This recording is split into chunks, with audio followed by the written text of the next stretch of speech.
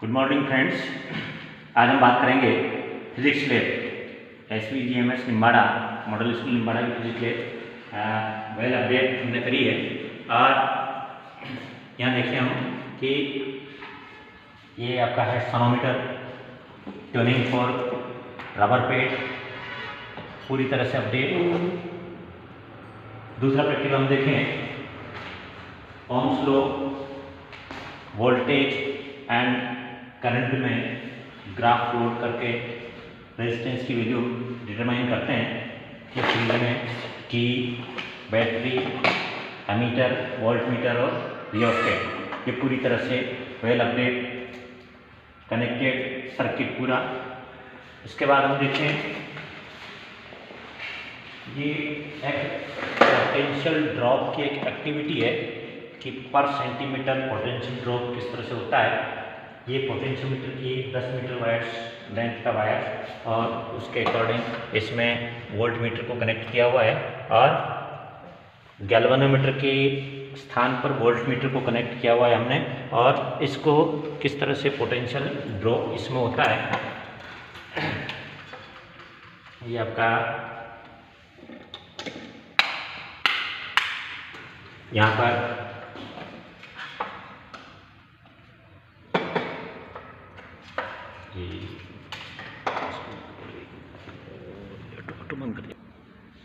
यहाँ हम देखें कि ये पर सेंटीमीटर लेंथ पर पोटेंशियल ड्रॉप कैसे होता है। यहाँ हम देखें 1 मीटर 2 मीटर 10 मीटर वायर्स का लगा हुआ है। ये इस तरह से ये पोटेंशियल अप एंड डाउन होता रहता है। ये आपकी एक्टिविटी के अंतर्गत आता है जिसमें कि हम पर सेंटीमीटर पर पोटेंशियल ड्रॉप किस तरह से होता है केवल 1 2 या 3 रीडिंग करके अपन को दिखानी पड़ती है। आगे हम देखें कि ये आपका एपरेटस है जेनर डायोड। जेनर डायोड की कैरेक्टरिस्टिक को डिफाइन करके और पूरी तरह से इसको करने का कनेक्टेड करके करते हैं। आगे बढ़े हम ये आपका मीटर ब्रिज में पूरी तरह से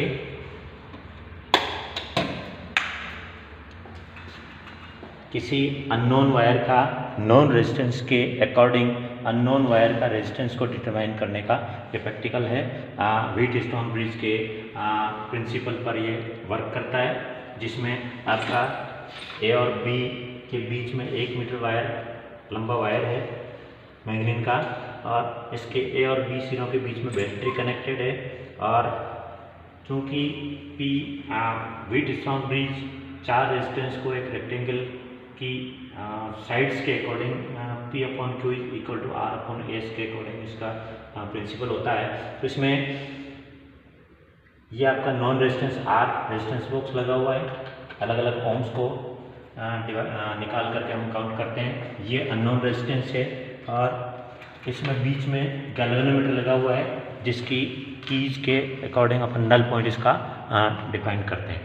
यहाँ सबसे पहले आपका देखते हैं कि एक साइड में इसको टच करने पर एक साइड में डिफ्लेक्शन आना चाहिए और दूसरी साइड में दूसरा आना चाहिए। इसका मतलब अपना कनेक्शन सही है।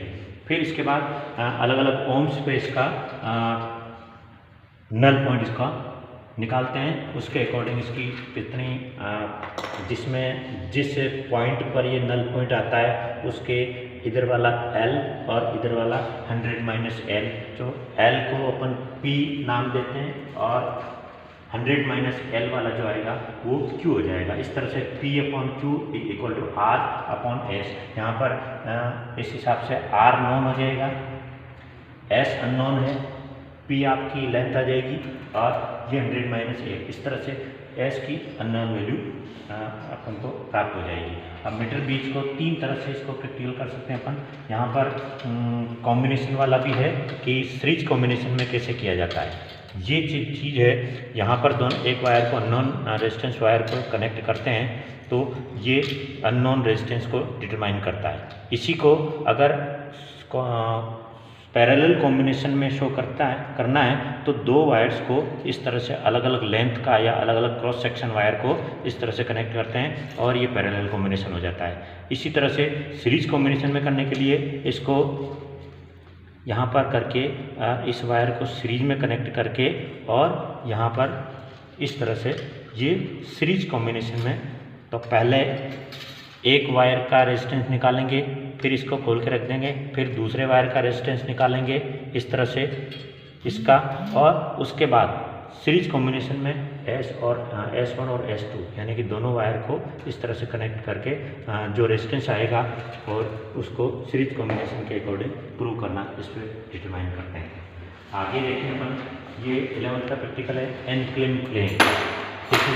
इसमें अलग वेट रखा जाता है और वेट रखने के बाद में इसमें किस तरह से इसका फ्रैक्शन होता है, कितने फ्रैक्शन पर ये इस तरह से ये स्लोप, और इस इनक्लाइंड प्लेन को ऊपर या नीचे अलग अलग एंगल पर कितना फ्रैक्शन का कितना वेट रखेंगे, उसके अकॉर्डिंग इसका फ्रैक्शन अपन को पता पड़ेगा। ये इनक्लाइंड प्लेन है। आगे बढ़े अपन, ये है पोटेंशियोमीटर। पोटेंशियोमीटर की हेल्प से किसी लेक्लांची सेल का इंटरनल रेजिस्टेंस को डिफाइन करना रहता है। उसका पूरा सर्किट आपके मैनुअल में या प्रैक्टिकल बुक में दिया हुआ रहता है, उसके अकॉर्डिंग इसको कनेक्ट करके और ये L1 इसकी निकाली जाती है विदाउट रेजिस्टेंस के अकॉर्डिंग।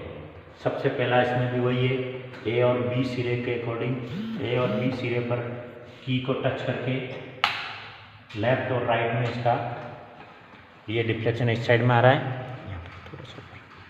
यहाँ पे टच करने से इधर आ रहा है और यहाँ पे टच करने से इधर आ रहा है। तो इनको एक एक वायर पर टच करते जाते हैं और इसका नल पॉइंट निकाला जाता है। यहाँ पर हम देख रहे हैं, यहाँ पर इन दोनों वायर्स के बीच में इस वायर पे राइट में डिफ्लेक्शन आ रहा है, इसमें लेफ्ट में डिफ्लेक्शन आ रहा है। इसका मतलब नल पॉइंट जो होगा इसका इसके पास ही कहीं होगा। इस तरह से अपन देखते हैं कि ये यहाँ पर ये डिफ्लेक्शन वहाँ पर 0 आ गया है, और यहाँ पर देखें अपन वापस कि ये 0 डिफ्लेक्शन कहाँ पर आया है। अब इसमें स्केल जो लगी हुई है, तो स्केल लगी हुई जो है इसमें हम देख रहे हैं कि दोनों साइड में है, इधर से 1 to 100 सेंटीमीटर और ये वाली 1 to 100 इधर है। तो सबसे बड़ी प्रॉब्लम होती है कि कौन सी स्केल को काउंट किया जाए। इसमें हम देखते हैं कि यहाँ से जो वायर आया है, यहाँ से ये वायर होकर के यहाँ से वापस ये गिरारी में होकर के यहाँ आया 100 सेंटीमीटर ये हो गया, फिर वापस ये वायर आया, ये 100 सेंटीमीटर उधर हो गया, फिर यहाँ से राउंड काट करके यहाँ आया। इसका मतलब क्या है कि जिधर से वायर जा रहा है उस स्केल को काउंट करना है। ये इस फर्स्ट वायर पर है कि ये वायर यहाँ से आ रहा है, यहाँ से इस स्केल को काउंट करेंगे, वापस ये गिरारी में होकर के इधर आया है, फिर यूँ होकर के आया। इसका मतलब 100 और 100 200 तो ये हो गया, और ये वायर जो यहाँ पर अपना नल पॉइंट आया है, यहाँ पर अपना नल पॉइंट आया, ये नल पॉइंट 100 और 100 200, और तीसरा वायर है जो ये वायर उधर से आ रहा है। इसका मतलब इस वाली स्केल को काउंट करना है। तो इधर से जो स्केल बनी हुई है ये 284, ये इस तरह से इसकी L1 हो जाती है। और L2 के लिए फिर इसको की को अपन को प्रेस करते हैं और इसमें से कोई नॉन वैल्यू 10 ओम या 20 ओम ये को निकालना पड़ता है। उस ओम पर इसकी L2 निकाली जाती है, यानी कि L2 के लिए इसका नल पॉइंट देखा जाता है कि ये कहाँ पर आता है। उसमें सबसे पहले ये करेंगे इस साइड में और एक इस साइड में।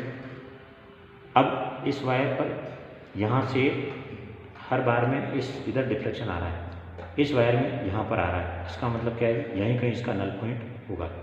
ये आकर के ये 15 सेंटीमीटर पर इसका नल पॉइंट आ रहा है। इसका मतलब ये पहली रीडिंग अपनी विथ रेजिस्टेंस विदाउट रेजिस्टेंस के L1 आई थी और विथ रेजिस्टेंस के L2 आई, ये अपनी 15 सेंटीमीटर हो गई। इस तरह से अलग अलग ओम्स को निकाल करके ये अपन इसका पोटेंशियोमीटर का की सहायता से किसी सेल का इंटरनल रेजिस्टेंस डिफाइन करते हैं।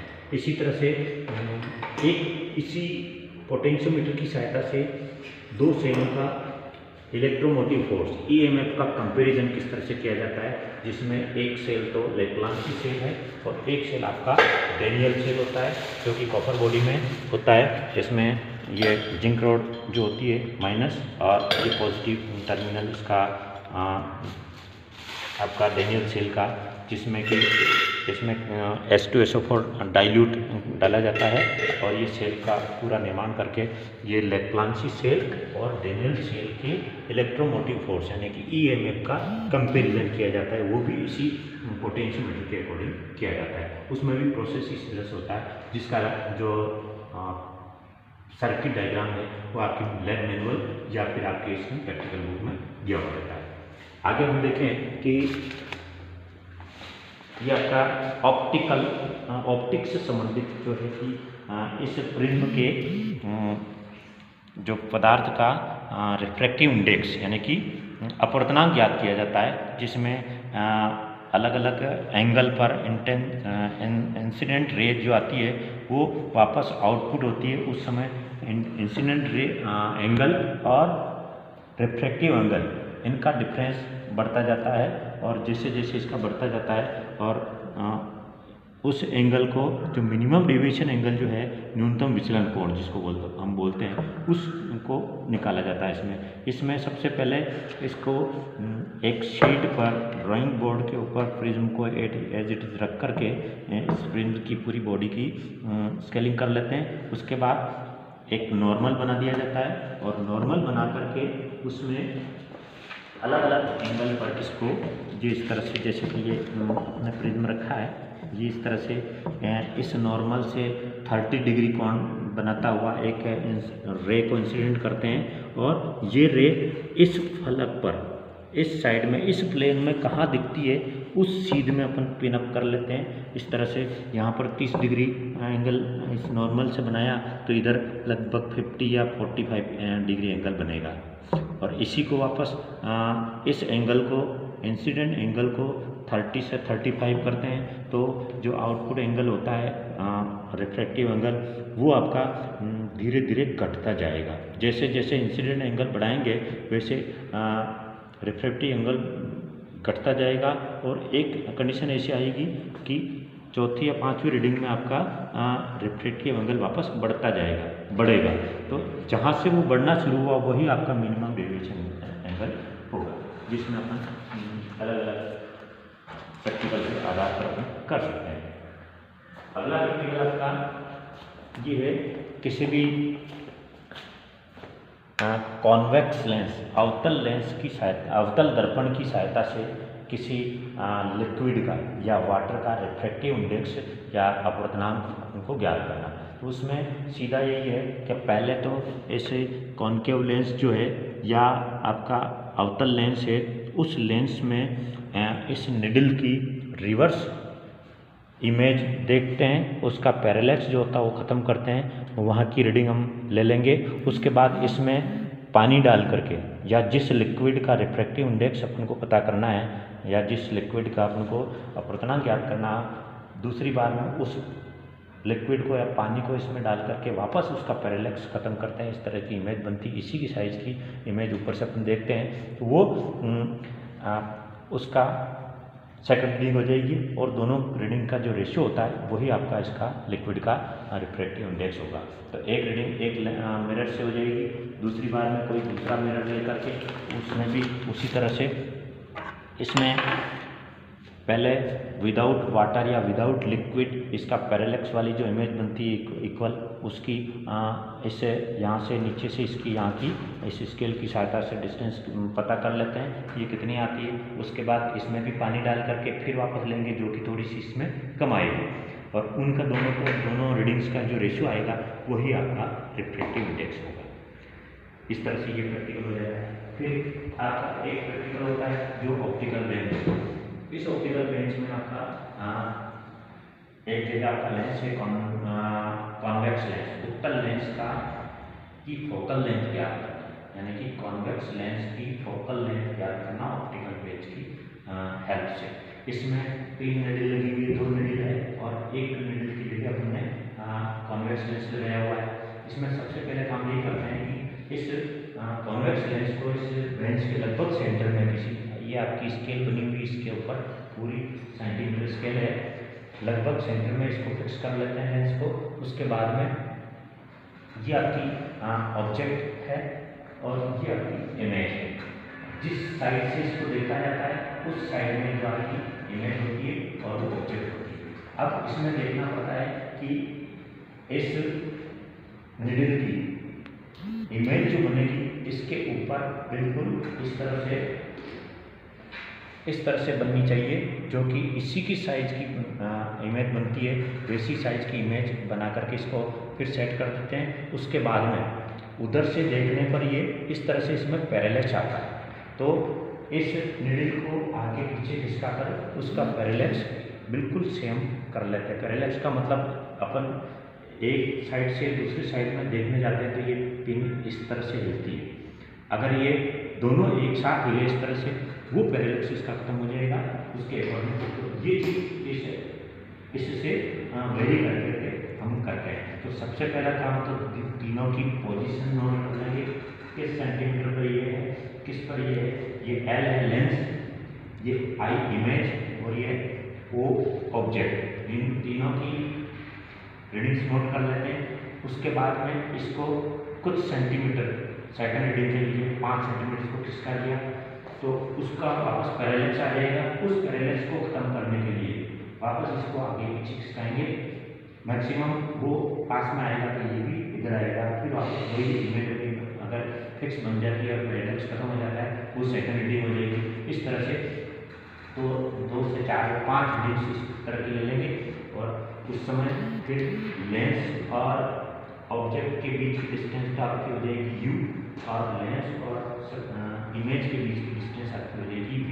इस तरह से इसमें u और v के बीच में ग्राफ प्लॉट करके इस कॉन्वेक्स लेंस की फोकल लेंथ को डिटरमाइन करनी है क्या है। फिर एक और प्रैक्टिकल जिसका वीडियो हमने पहले डाला है ग्रुप पे यूट्यूब पे, ये है आपका ट्रैवलिंग माइक्रोस्कोप। इस ट्रैवलिंग माइक्रोस्कोप में यहाँ देखें हम कि इधर 2 स्केल बनी हुई है। यहाँ पर ये है आपका वर्टिकल स्केल या मेन स्केल इसको बोलते हैं, और इस पे थोड़ा सा माइक्रो डिवीज़न बने हुए हैं, ये वर्नियर स्केल है। इन दोनों स्केल के ऊपर ये पूरा माइक्रोस्कोप वेरी करता है, जिसमें इसको यहाँ पर ऊपर नीचे वेरी करा सकते हैं। यहाँ पर हम ऐसे ग्लास स्लेब का जो ग्लास है, इस ग्लास का रिफ्रैक्टिव इंडेक्स को डिटरमाइन करने के लिए इस ट्रैवलिंग माइक्रोस्कोप का यूज़ किया जाता है। तो इसमें सबसे पहला काम ये करना है कि एक क्रॉस बना हुआ है, उस क्रॉस की इमेज को यहाँ पर पहले फिक्स करते हैं कि ये बिल्कुल कहाँ क्लियर दिखता है। अगर ये इस माइक्रोस्कोप के आईपीस से सीधा क्लियर दिखने लग जाए, उसको सेट कर लेते हैं और फिर इसकी मेन स्केल की रीडिंग लेते हैं। मेन स्केल पर वर्नियर स्केल का कौन सा डिवीज़न मैच हो रहा है उसको मैच कराकर वो फर्स्ट रीडिंग हो जाएगी। उसके बाद जैसे ग्लास स्लैब को इसके ऊपर रखते हैं तो रिफ्रैक्शन के कारण ये जो इमेज है थोड़ी सी ऊपर बन जाएगी। तो उसको क्लियर करने के लिए वापस इस ट्रैवलिंग माइक्रोस्कोप को थोड़ा सा सेट करना पड़ेगा, जो कि थोड़ा सा ऊपर लेना पड़ेगा।